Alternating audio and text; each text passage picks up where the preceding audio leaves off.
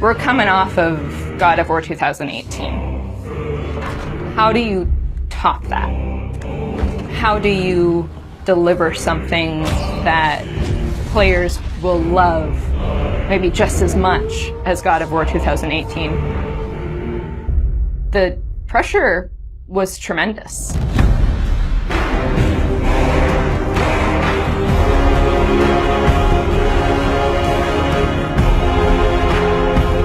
My name is Ariel Angelotti, and I am the senior producer for Narrative. My name is Richard Gobert. I'm the story lead for God of War Ragnarok. I'm Jody Kupsko, and I'm the supervising dialogue designer. It's my job to shape the story along with our writing team, our narrative director, and game director. As a producer, it's my job to help build a team to create that content, to own the schedule in realizing that content. I oversee the dialogue production throughout the entire titles. Every line of dialogue that you hear, every human vocalization and effort and grunt, our team touches. So I'm a man now, like you? No. We are not men. We are more than that. The responsibility is far greater.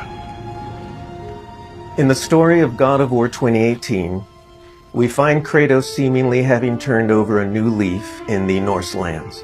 He lives a quiet life, hidden in the woods with his wife Faye and their son Atreus.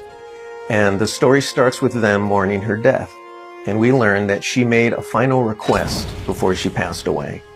She wanted them to spread her ashes from the highest peak in all the 9 realms. He's scared of being a bad father, a bad influence, and as a result, it's made him an absent father.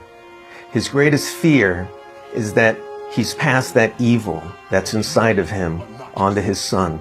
You are too quick to temper. You are rash, insubordinate, and out of control. This will not stand. You will honor your mother and abandon this path you have chosen. It is not too late. They befriend Freya, who is an exiled Vanir goddess who used to be married to Odin. They meet Mimir, the self-proclaimed smartest man alive, who serves as their guide and their confidant. And they meet the Holdra brothers, Brock and Sindri, who are world-class weaponsmiths who end up their main source of upgrades and equipment. Now, among the enemies they make are the Aesir gods, whose leader is none other than Odin, someone we never meet in God of War 2018, but who casts a very long and dark shadow over the 9 realms. There are consequences to killing a god! Why? How do you know? How do you know? After many adventures, Kratos and Atreus end up fulfilling Mom's wishes, and over the course of that journey, they find out more about each other and about themselves, and finally find a common ground between them. They become the close family unit that Faye hoped that they would become. In God of War Ragnarok, we fast forward a few years, and little Atreus is now a teen, and they're back to hiding out in their home in the woods in Midgard. During the course of the previous game's events, they were forced to kill Odin's grandchildren, Magni and Modi, the sons of Thor. Thor does a lot of the lion's share of Odin's dirty work, and as a consequence, he's a very violent, unstable personality. At the end of the last game, they were also forced to kill Balder, the son of Odin and Freya, and that has its own set of consequences. He was a very powerful chess piece for Odin, one that Odin is incredibly bitter about losing. Freya has vowed vengeance against them for the killing of her son. Kratos and Atreus didn't want to kill him. They were friends with Freya. But Balder tried to kill her in front of them, and Kratos had no other option in the moment but to kill him to save Freya's life, even though it meant losing Freya's friendship. I will parade your cold body from every corner of every realm and feed your soul to the vilest filth in hell. That is my promise. He saved your life. He robbed me of everything.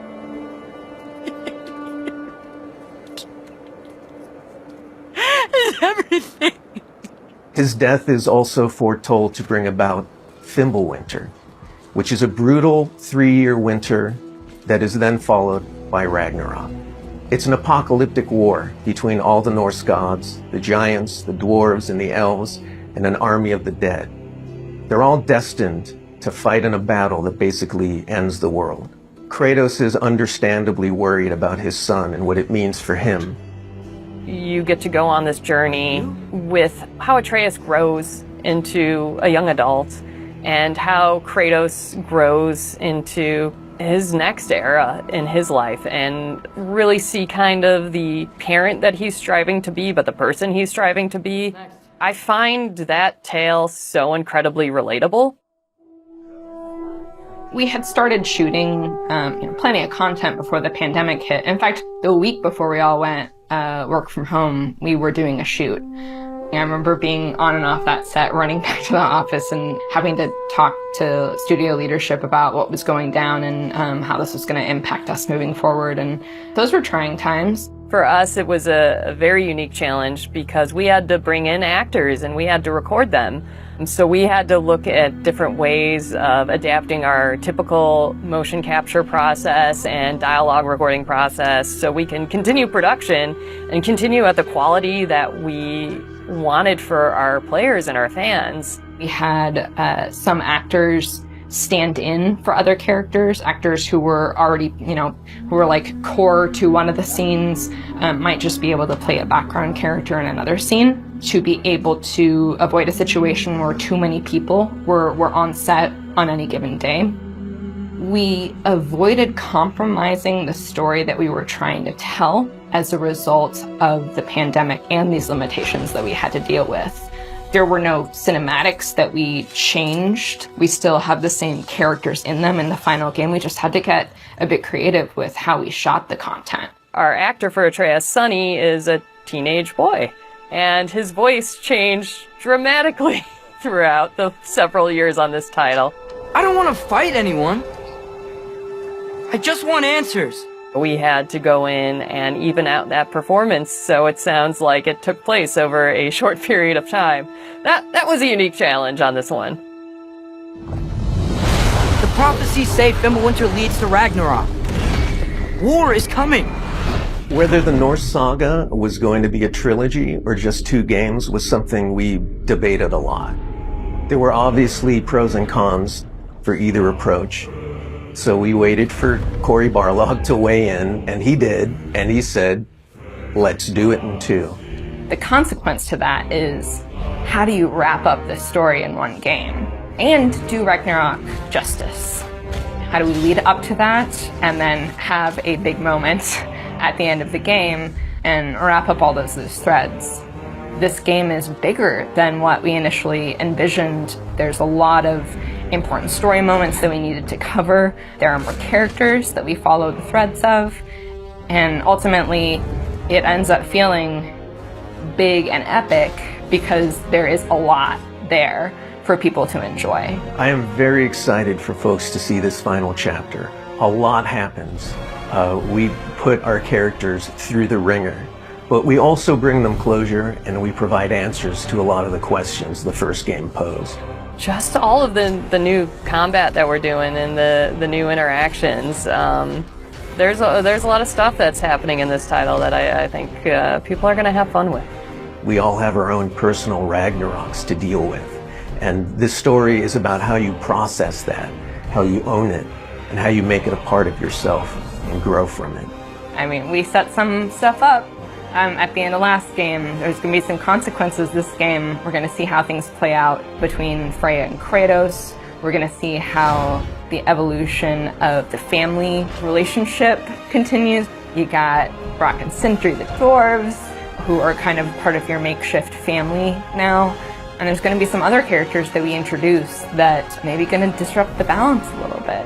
I can't wait until players get their hands on the game or are able to experience how the story unfolds for themselves. We have, I think, an incredibly well-rounded game. Very satisfying combat, beautiful and rich environments to explore, outstanding character art, a lush and moving soundtrack and soundscape. It's the work of hundreds of very dedicated artists, and they all have their own stories to tell. I get to lead a team of fantastic and brilliant concept artists And our role is to create the characters that you see in the game. That's everything from the main hero cast you see to the creatures, the gods, and monsters that you come across. The hope is that we get something that feels unique and stands up to the history and the legacy of what the God of War franchise has always done. I feel like from the first games, that was a similar approach that they were doing, and that's not always easy.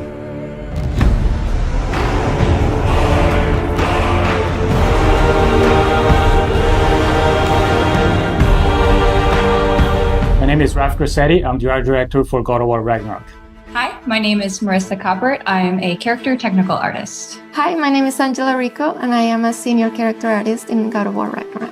Hi, I'm Della Longfish, and I am the lead of the character concept team at Santa Monica Studio. Come in. What in all yarns be the happened to him? As a character technical artist here at SMS, I rig most of the characters and props that you see throughout the world. As character artists, our job is to create 3D assets based on the beautiful concept art provided to us. We do this by making sure that the silhouettes on the models and the textures and materials stand out instantaneously. So when you see our characters on the screen, we want you to almost like them immediately or have a connection to them to some extent before even interacting with them. As art director, I get the chance to collaborate with all the departments in the studio, from narrative to viz dev, because we want to make sure the factions feel correct, all the races belong to where they're supposed to be, like all the realms have very specific characteristics about them to make sure it all fits within the God of War universe. Sorry, one more thing. Although, these are gifts I'm giving to you, so I shouldn't be sorry and you should be thankful. Anyways, here, please be careful. In the God of War 2018, we saw Brock and Sindri, and that was the tip of the iceberg of the Huldra. And in God of War Ragnarok, we actually get to go and visit Svartalfheim, where they're from. And a great part of that, too, is we want to make sure that we expand the cast. You know, we've just seen a little bit of what was represented, and that was something that we hadn't seen. Svartalfheim is a beautiful place. There's a lot of different biomes. You go from wetlands to mountain springs, and took a lot of inspiration from hot springs, from the minerals that you find, a lot of colorful minerals, a lot of resources. So the dwarves being the races that they are, we knew we wanted to play on that as well. So you see their influence on Svartalfheim on every corner. It's a realm where you're going to find a lot of water environments. There's quarries. It's a very industrial city. It's very organized, and you can see all the dwarves putting all the work into creating this great city where they live in. Knowing that they're blacksmiths, that was kind of reflected within their clothing. And you see that within the houses and every inch. We want to make sure that both the environments and characters had a cohesiveness that felt like every inch of it felt like it went together and was designed specifically by them. And again, that's something that we haven't seen in some of the other realms and is unique to these characters and their location. And the hope, it all goes together and creates a feeling within a realm that you're excited to see, feels unique, and really creates that sense of wonder where you want to go back.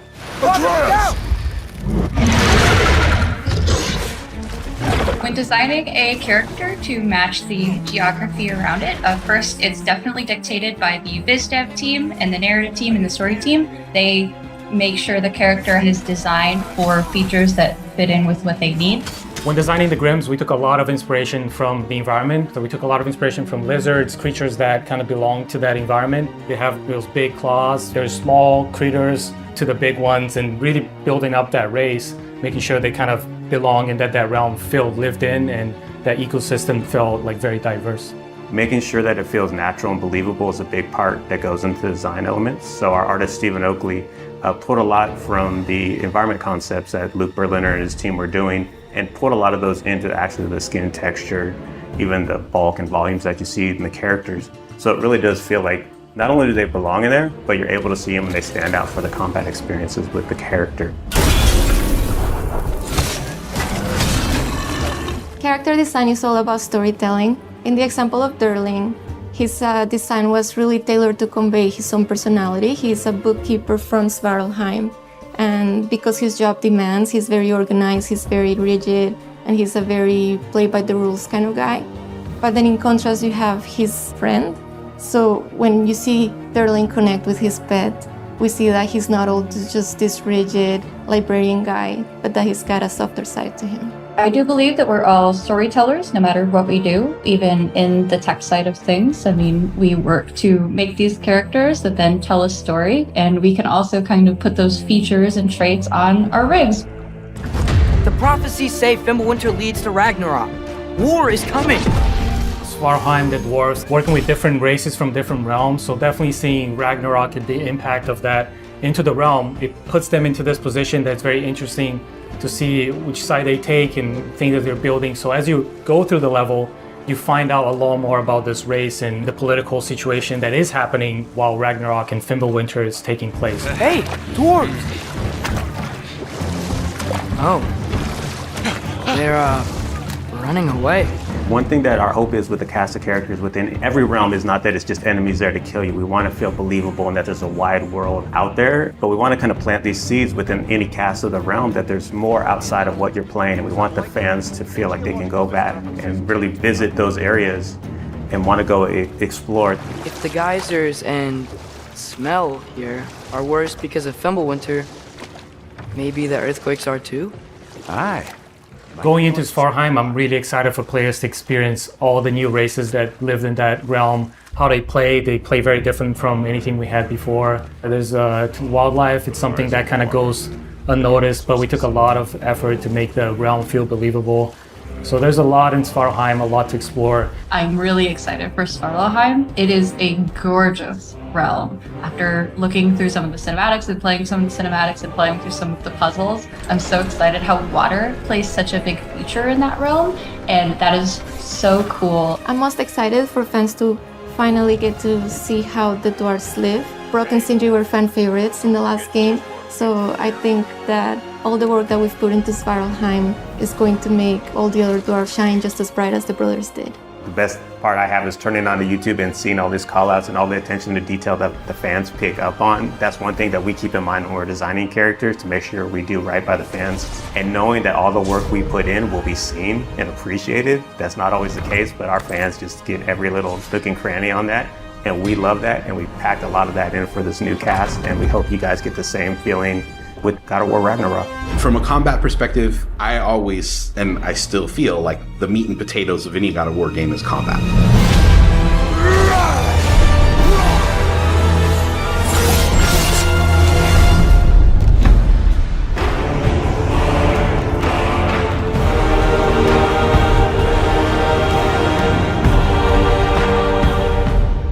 My name is Roberto Clemente. All my friends call me Bert. I'm a senior combat animator here at Sony Santa Monica. My name is Kim Nguyen, and I'm a gameplay animator.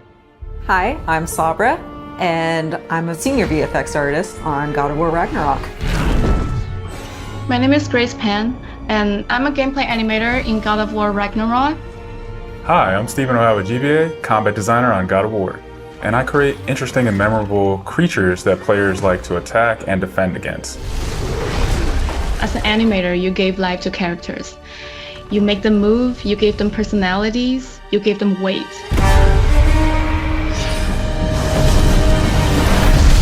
My role as a VFX artist is to put the power behind a move.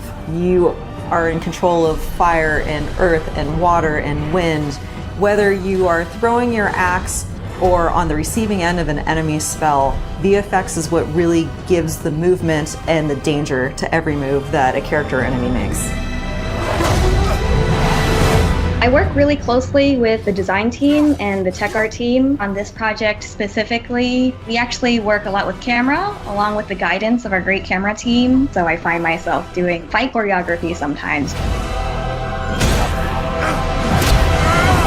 One of the most challenging parts about being a combat designer isn't the technical implementation of creating a creature, but it's really navigating that line between frustrating and engaging. We want to make something that makes players lean forward and focus and really try hard against that enemy and feel good about overcoming that, but we don't want to make them feel defeated if they can't figure something out. And then it feels rewarding when you win, not because it was impossible, but because it was fun and engaging. After the last game, we've heard the community cry out for more mini-bosses, bigger creatures, and enemy variety, and this time we really leaned into that. So in God of War Ragnarok, you're going to be traveling to all 9 realms, and each realm is going to have like its own theme of enemies that are very unique to that space. For example, in Alfheim, we're familiar with the Dark Elves, but this time around we're going to be fighting Light Elves, such as the Light Elf Warrior. One of the key learnings from the last God of War game is we don't have to think about the camera and how close combat is going to feel. We already have that knowledge, so we can build upon the close camera that we have, and we can iterate on enemies, creating more interesting scenarios. In the last game, Atreus was just starting to fight alongside Kratos, and he was learning from the Master Tactician. So in this game, he's trying to prove himself a little bit more, and we built upon those mechanics with him. The previous God of War, Atreus was still a kid, right? So he has a lot of dependency on his father. And for this game, you will see Atreus moving more independently on his own as a companion. In regards to VFX for Kratos, I think what the players really love is the powerfulness of it. When you are playing as Kratos, you really do feel like the God of War. And moving into Ragnarok, we want to really make something bigger, make it stronger, make it more of a spectacle. You want them to be like, oh my gosh, I didn't know that the Blades of Chaos could get even better, but look at that. So as Kratos gets more powerful, he's going to have access to newer combos and newer abilities that will increase the combat depth of each weapon. For the Blades, one of the moves that I've really enjoyed from previous God of Wars is the combat grapple, and we're going to be bringing that with a new twist. I'm very excited for players to try the blade grapple traversal moves. That brings so much more speed into the movement and the dynamic feel to it. One of the ways we've expanded Kratos combat this time around is we've given more utility and choice to the shield loadout. If you are a parry person, you could really go for a shield that gears towards parrying. If you're a big blocker, then you could choose a shield that will really match your playstyle. One new mechanic or element that I'm really excited about is these combo finishers. Building up the stun meter this time around is going to lead to different ways to basically decapitate the enemy. You're going to be able to choose, which weapon you want to have when you kill a guy. Another feature that we've added for Kratos is his new pre-fall attacks. You could jump off a ledge, and if there's an enemy below you, you could slam down on him. There's such an emphasis on verticality in some of these fights that it's super engaging. And as Kratos, now that you have so much mobility and that you can also take advantage of that verticality, I think it just adds such another interesting layer to a fight. In God of War Ragnarok, we've enhanced the Kratos and Atreus duo. He's going to initiate a little bit more, be aggressive. He's going to fight alongside you, and sometimes even surprise you with his combo abilities too. Some of the new expanded companion actions that you'll see Atreus do leverage the fact that he's older now, he's bigger now. And he's different from Kratos, so his magic has a different flavor. Not only that they fight side by side together, there are also a lot of mini games and player interaction moments. For example, like the puzzle systems and the set pieces. You definitely will see a lot more collaborations between father and son.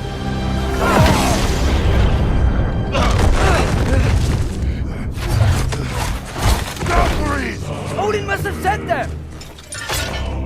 There's so much that goes into building a big set piece. You basically iterate and iterate and iterate, and it takes testing and just seeing what works to really figure out the personality of something. Basically, every department gives it their all to make things really spectacular. There were a lot of different times that I would look back at God of War games just through the ages before 2018. There were so many amazing, huge boss fights and set pieces that it was a huge inspiration for me on my time on this project. For the Old Father! Our design philosophy for creating new and memorable enemies is basically making them a combat puzzle, similar to like chess, and focusing on the chess pieces. Each piece has its own theme and its own use. You need to be able to see what's happening in an instant and be able to react as the player. There's a couple of different ways that we go into making an attack very readable for the player. Sometimes we add a signature audio cue, or we'll add the different rings, such as what we did in the last game, that lets you know that this attack is unblockable, you need to dodge it. There's so many different ways that VFX really helps not just show what an enemy is about to do, but show who the enemy really is.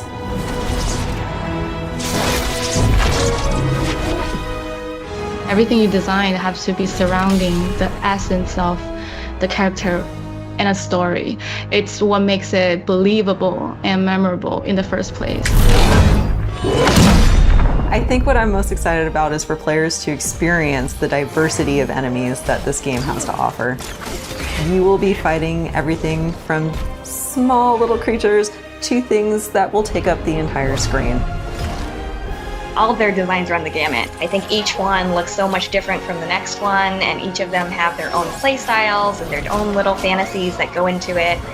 And so I think if you are really into Norse mythology, you'll be very interested to see how Sony Santa Monica has taken some of these creatures and interpreted them for God of War. Everything that goes into the game, there's emotion behind it and intent behind it, and by the time it gets to you, everything that you've seen that you're going to play and experience has been sweated over, bled over, tested, and is fun to play.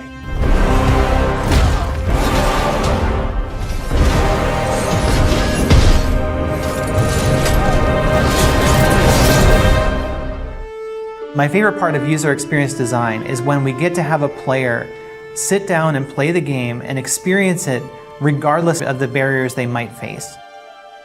Seeing players just overjoyed at the experience is one of the things that brings absolute joy to my heart. I hope that everything that we do to make accessibility better within the game, that's something that we can bring to as many people as possible.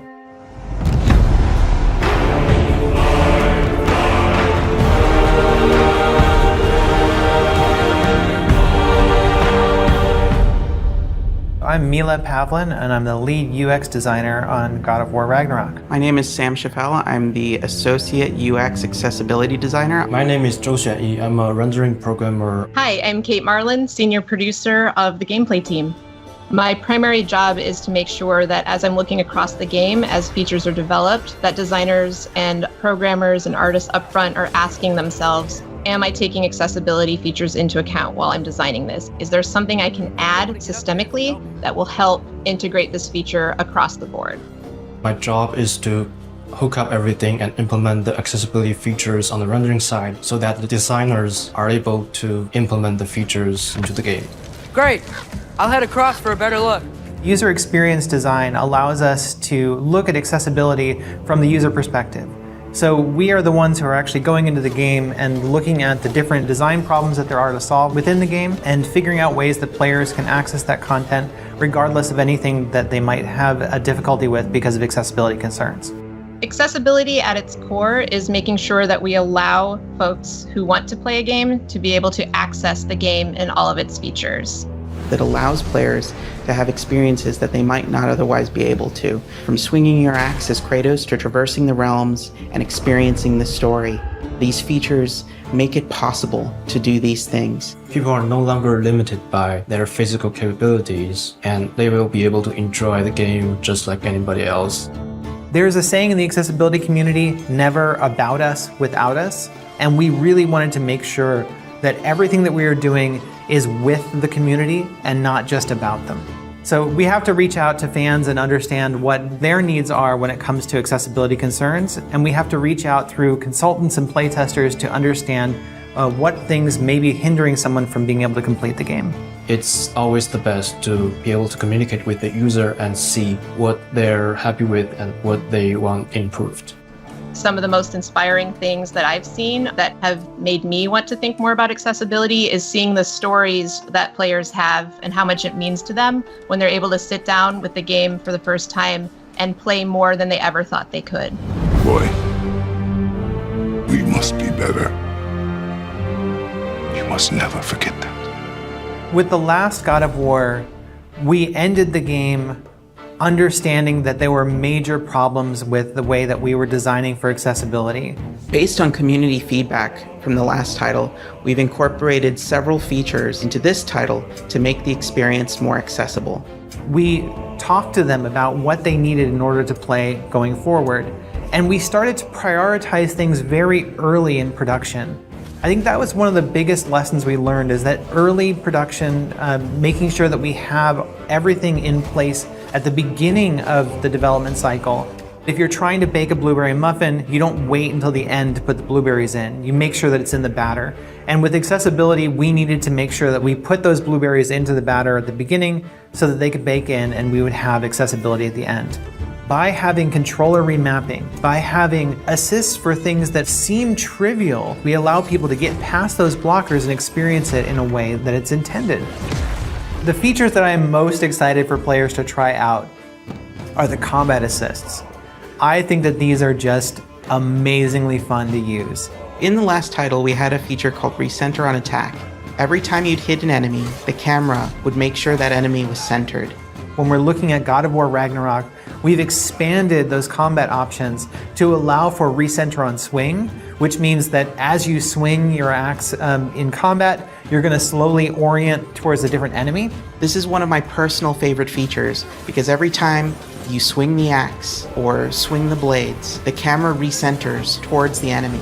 This allows players to go into a space, and if you have limited mobility or if you're unable to utilize the look controls, you can still target different enemies even though you're not hitting them. One of the most important areas of innovation that we have on God of War Ragnarok would be the increased controls access that we've allowed. So, for example, players are now more able to remap the controller and choose from a wider range of presets.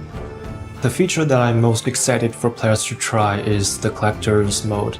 Collector's Mode highlights collectible objects in the game, such as ravens, so that they're much easier for players to find. I'm excited for players to try various features that we've created, from high contrast mode to traversal assist, auto pickup to navigation assist. Navigation assist was one that I particularly am proud of because we went from not being able to have someone navigate through the game at all to having someone be able to navigate using just a navigation assistance ping. So we looked at games like The Last of Us Part 2 and how they were navigating players through their world with low vision play. And we took our own internal compass system and were able to actually allow players to rotate their camera towards the compass and navigate to their next objective. Other features to look out for would be subtitle customization. So, for example, you can color the subtitle differently from the speaker, and you can even have the speaker name show up or turn that off if you don't like to see that speaker name in front of there. You can set a background for the captions. So when you're seeing the text, if you need more contrast behind the text, that's an option that's added in there. Another cool, exciting feature that we added was directional indicators to our captions and subtitles. So wherever a noise caption is coming from, the arrow will be pointing to it. So if there's a character speaking and you see the subtitles on the screen, there will be an arrow pointing out also where that character is relative to the player's camera. All these features will enable players to experience the game in different ways and adjust the challenge to their needs. Some of the things that I found useful are just settings around kind of reducing the amount of inputs I have to do when I don't feel like it's super necessary for me to control that aspect of the game. This one has helped me by having options like traversal assist, which just kind of makes the character vault over things and climb up things automatically, which reduces the strain on my body so I can just get ready to fight rather than just be spending time like traveling over things. I think a big misconception people have about accessibility features is that they're only applied to certain people. It's not about making a game easy. It's not about adding cheats. Accessibility controls are beneficial for everyone. It's beneficial for people with disabilities to be able to better engage with the game, but also open up those menus and see what they can do for you. People think accessibility means easy mode. And it is absolutely not about easy mode. If someone is unable to use their hand, for example, it doesn't mean that they want a lower difficulty. They just need to be able to set the controls in a way that allows them to use the controls differently. I'm partially deaf, so I can only hear out of my right side. The fact that they had audio panning made me really, really happy because I still can feel vibrations through my left. So I just channeled more of the audio through to my right side, which enabled me to hear everything just kind of better. Growing up playing games one-handed was very challenging. Early games didn't have all the accessibility features that games like God of War Ragnarok and The Last of Us Part 2 have. There's a stronger motivation there to be a better developer and a better designer when you know that you are making people's lives better by allowing them to play. The future of accessibility in video games is very exciting. As we continue to innovate and the conversation grows, the experience just gets better for everyone. My hope is that it will expand beyond our current audience to include everyone. The more every studio takes in information about what can make accessibility better, the more we can inspire each other and the better we can make all of our games more accessible. I really have a high vision of making games that are not just accessible in the way that you can just get through them, but that they're accessible in a way that they are enjoyable and create more choice for players. When we look at the way that the industry is turning, we're moving away from this idea of let's just get the player through the game and more into how can we make an accessible game the most enjoyable experience, and how can we integrate these things into our games at a core level so that every player has access to those things. And as we expand that, I think that we're going to see an industry that is not only more accessible, but is more enjoyable overall.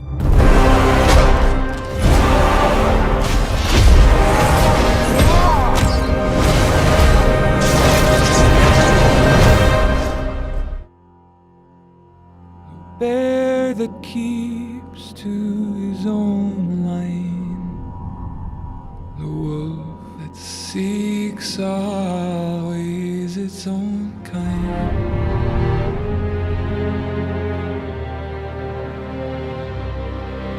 The song is something of a journey, and I think that's something I always got from God of War. It's like, here's this constant moving forward in the act of moving through the world and this journey of two people. The world that hardens as a harsher winter holds. Underneath Kratos is this torrent of emotions. We are getting to explore those in a way that's deeper than ever before. I almost feel like you're giving him a voice that he, as a character, wouldn't be able to say on his own, that can capture that inner emotion. I've walked the earth and there are so few here that know how dark the night and just how cold the wind can blow. I really enjoyed the returning motif of bear and a wolf. Two animals that one is definitely not a pack creature, one is a solitary creature, but yet they travel together, right? They're a pack somewhat of two, and the tensions, the sort of push and pull of a father and son relationship as that grows and complexes. So that was a fun challenge, bringing that into a lyrical narrative that feels natural. Playing you the theme, bum, bum, bum, just these 3 notes, and then we wanted to honor that simplicity. Then you came back with this killer line. I mean, blood upon the snow, I just thought was so eloquent and beautiful.